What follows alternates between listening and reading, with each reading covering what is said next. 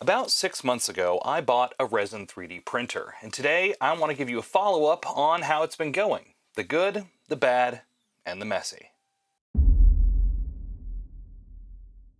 Hey there, Philip here from Manning the Fort, and in August of 2022, I made a video about what finally convinced me to go ahead and buy a Resin 3D printer. There'll be a link to that video down below. Now, with a few months of experience, and after a few bottles of resin at the very least, I wanted to give you kind of an update on what I've learned and hopefully share some things with some of you who might be considering buying a 3D printer, or maybe you've just bought one recently. So let's jump into it. We'll start off with the good. I signed off that first video about buying a 3D printer with the line, "Seize the means of production." Now, that was largely an excuse to dust off the political science degree that's been sitting in the back of my brain for a number of years now, but I really do believe that this is a big part of the future of miniature wargaming. Now, maybe not the future that the original author of that particular line would have envisioned, because it's still very much capitalistic, but it's more about democratizing the hobby.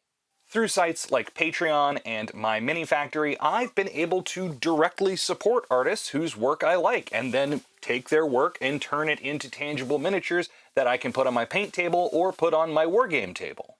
I am also planning on putting together a video in the near future highlighting some of the creators that I didn't do in the first round of creator spotlights for STL files for 3D printing. So if you want to see that video, or at least have a better chance of seeing that video when it comes out, if you subscribe to the channel and hit the bell, the almighty algorithm is likely to favor me in its future oracles. Now, in addition to allowing me to support artists directly whose work I enjoy, 3D printing is just cheaper than buying pre-made plastic miniatures the vast majority of the time, even accounting for the cost of the printer, which will definitely over time pay for itself. Let's take this big fella, for example. He probably stands a good 7 inches tall, including the wings and all that, and he took a fair bit of resin. He probably took $10 to $12 worth of resin. Now think to yourself, if you were to buy a dragon this size from an established miniature creator, at least $100, probably closer to 150. I mean, the detail is pretty nice on this guy. Now, if you buy the file for that dragon directly from the creator, Dragon Trapper's Lodge, incidentally, the file itself will cost you about $20, but last month, in February of 2023, he was part of their monthly package, which cost less than $20 and came with him and a whole bunch of other cool dragon-themed minis. In fact, I didn't pay anything for that file, and I got it completely legitimately because Dragon Trapper's Lodge partnered with another subscription that I was already part of. So I got him for free to try him out, and it's a pretty effective marketing technique because now I'm really kind of thinking about getting involved in their subscription down the road. Now let's talk a little bit about bits and customization. Imagine you're playing a game set in the nasty gloom future of humanity, and you want to build a squad of superhuman space soldiers, but the boxes never seem to come with quite enough of their fusion guns, or plasma, I can't say plasma guns. If you have the files to 3D print them, you can just make extras for like less than a dime a piece. Now let's talk a little bit about miniature quality. Since it's something that seems to come up in a lot of these conversations, I'm using an Anycubic Photon Mono 4K, and I have been primarily using their Eco Low Odor resin because I work in a relatively small space, but I have actually just started using their water washable resin, which incidentally also has fairly low odor. So all of the commentary going forward will be based on my experience with those products. Also, everything I'm going to discuss, the resins, the printers, everything else, I bought all of that myself. This is not sponsored in any way. This was all purchased using my own money.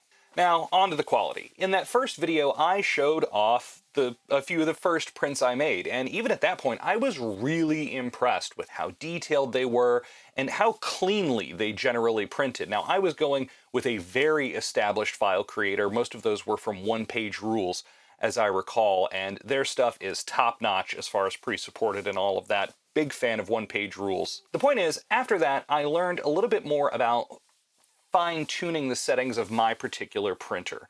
and the particular resins I was using, and had a little bit of trial and error, and I think the print quality has gone up a bit since then. With a consumer grade printer, you're basically always going to have small layer lines, but those are sanded off relatively easily, and frankly, I think for the most part, they take less time than removing mold lines off plastic models. I think the favorite 3D printed miniature I've painted so far is this fairy dragon.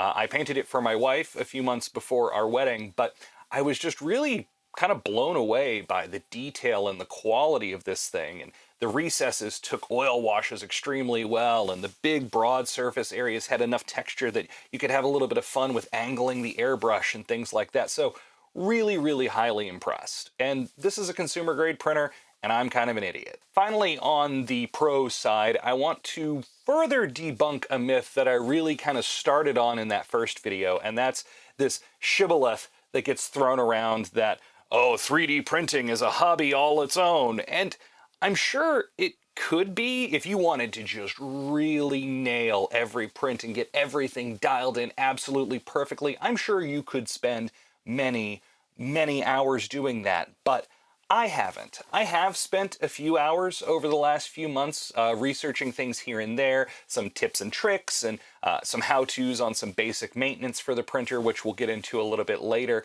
But really, for the most part, I use pre-supported files. I throw them on a thumb drive after I run them through the slicer, plug them into the printer, pour in some resin, hit go, and then a few hours later come back and have a miniature. Another factor in reducing that learning curve is what software you choose to prepare your files for printing. In that first video, I said that I was using Lychee, and I still am, and I still love it. The nice thing about it is that it crowdsources a lot of the kind of FAQs, especially if you have a more common printer. The printer I own is one of the most common ones on the market, and I use their branded resin. So there are a lot of other people out there using similar setups who can kind of share information on how various settings have gone for them. So what you can do with Lychee is you select what printer you have, you select what resin you're using, and it will give you a list of like, okay, well, this many people use these settings under these circumstances, and their print success rate was this. And so you can sort by either how many people are using a given setting or how successful their prints are on average. While my 3D printing experience so far has opened up a lot of doors to me as a miniature hobbyist, it hasn't all been sunshine and rainbows. There are definitely some things to keep in mind, either if you're very new into 3D printing or if you're considering getting into it, that I've picked up over the last 6 months. So maybe keep watching before you dive in. Actually, definitely don't dive into a vat of resin. Which brings me to the first point. Resin and a lot of the materials that you're going to be using to clean it are pretty toxic. Whenever I'm handling resin or cleaning a miniature, I've always got gloves on, typically shop glasses, and sometimes a respirator. Probably should wear it more than I do. Now, in my house, it's actually not that big a deal that this stuff is toxic in its containers because it's just my wife and I. But if you live in a house with kids or pets, or, visitors that like to randomly drink bottles of things lying around the house, first, maybe get new friends, but second, be really careful about where you're storing this stuff. Another thing that I've noticed is that, especially over time, the process of printing, cleaning, and kind of processing a miniature from liquid goo to something you can actually paint creates a lot of mess and a fair bit of trash over time. Over the last few months, I've gone through better part of 300 nitrile exam gloves and more paper towels than I care to think about offhand. Still, I mean, even a lot of those things, they don't take up a lot of space in the landfill necessarily. The other thing to think about is your rinsing liquids, your alcohols typically.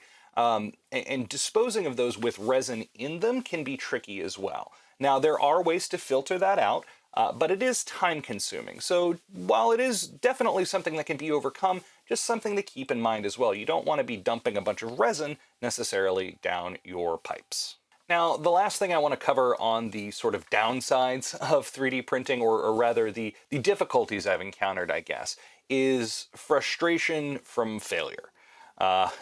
So no matter if you do absolutely everything right in the process of preparing a 3D print as kind of a newbie, at least you think you've done everything right, sometimes that print's going to fail, which means pouring all the resin out of the vat back into a bottle, getting the little failed pieces off of the FEP, the little clear plastic thing that sits at the bottom of the resin tray, pouring it all back in, figuring out what went wrong with the file, and trying to fix it. Now, those few hours I mentioned earlier of kind of fine-tuning and then also crowdsourcing some of the settings, they eliminate a lot of that, but it is just gonna happen sometimes. Sometimes whoever put out the file that you're printing from made a mistake, and maybe even Lychee doesn't spot it. It's fairly common in a lot of these subscription groups to have the artist come out and say, oh, hey guys, I noticed a problem with this file. Here's an updated version that should print properly. But in the meantime, you've wasted, well, the resin's not all that big a deal cost-wise, but probably a few hours on a larger miniature trying to get it to work and not knowing why it isn't. There are also some maintenance tasks that you need to undertake over time, which will incidentally help prevent some of these failures. The FEP I mentioned earlier, I had to replace that not long ago. I also had to replace the screen protector on the actual LCD on my printer because I'd accidentally gotten a little bit of resin on there and it cured, and I tried to scrape it off, but then it scratched the old screen protector, which is why we have screen protectors. But fairly easy kind of stuff to do. But bear in mind that while you're doing all this, you are dealing with a fairly delicate piece of machinery, so you need to be really careful or you risk really screwing things up. I did have a string of failed prints there for a while that it took me some time to figure out what was going on. Now, I know I've mentioned this plenty of times before, and if my wardrobe isn't enough of a giveaway, I live in Alaska. Alaska is pretty seismically active, and unbeknownst to me, or I'd forgotten about it, we'd had a moderate earthquake, like a 4.7 I think it was, and I forgot to re-level my print bed after that happened. And things had shifted around just enough on some of the padding that I use underneath my printer to diminish some of the noise. And I was getting some failures specifically in one corner of the print bed. Thought for a while it was my LCD going out, and then I was like, oh, that earthquake. Releveled the bed, everything was fine, but it did lead to a little bit of frustration, and it took me a couple hours, probably, in addition to failed print time, to figure out exactly what had gone wrong. In addition to that, I actually did have a print fail the other day when a small earthquake happened literally while the miniature was printing. So if you live somewhere with a lot of seismic activity, I guess bear in mind that it's possible that will happen from time to time, especially if your printer's in pretty constant use like mine has been for the last few days. There can also be warping and other kind of minor structural issues that happen, no matter how good of a job you do setting things up. But if you've dealt with purchased resin miniatures, that shouldn't be anything new to you. Bust out the heat gun, bust out the hairdryer, you can just kind of bend them back into the shape, no problem. So at the end of the day, I can confidently say that buying this printer a little over 6 months ago has been one of the biggest game changers ever for me as a miniature hobbyist. It's at least up there and quite possibly above buying my first airbrush in terms of what a big change it's made in how I approach my hobby. All that said, I'd like to think I haven't become a full-on 3D print bro. I do still buy boxed miniatures. I recently bought some Marvel Crisis Protocol, or recently bought some BattleTech. There is one company I haven't bought much from in a while, but that's a story for another video. One thing I do want to add is if you do go down the route where you are primarily 3D printing the miniatures that you're using to play games with, and if you're going to the local game store to play, find some other way to support them. Make sure you're buying your rule books there, or your paints there, or buying snacks there, or buying your dice there. If you're not giving them your money in terms of miniature purchases, they do still need funds to continue operating, and some places have kind of tried to make up for that by having table rentals, things like that. If your store has gone to that method, try not to complain too much, because they're just trying to stay afloat. And remember, the local game store has been the backbone of this hobby for decades now, and I don't see that changing anytime soon.